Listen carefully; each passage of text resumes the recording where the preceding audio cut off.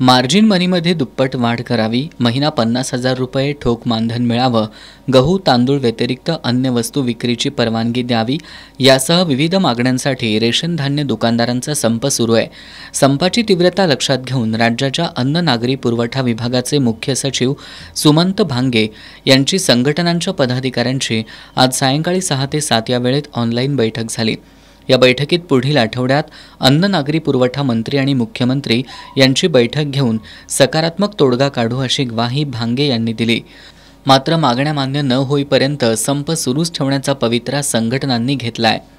राज्याचे सचिव सुमंत भांगे यांनी आज पुढाकारानं ऑनलाईन बैठक तातडीने घेतली।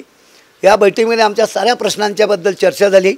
या प्रश्नांच्या चर्चेच्या निमित्तानं ह्या सगळे प्रश्न राज्य आणि केंद्राच्या संबंधित असल्यामुळे राज्याचे विषय हे मुख्यमंत्री आणि अन्न नागरी पुरवठा मंत्र्याबरोबर बैठक लावून सकारात्मक निर्णय घेऊ असं त्यांनी आश्वासन दिलं आहे।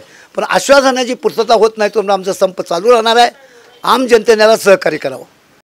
या संपात राज्यातील 53,000 दुकानदार तर जिल्ह्यातील 1,670 दुकानदार सहभागी झालेत। दुकानदारांच्या संपामुळे धान्य वितरण ठप्प झाल्यानं ग्राहकांना फटका बसतोय।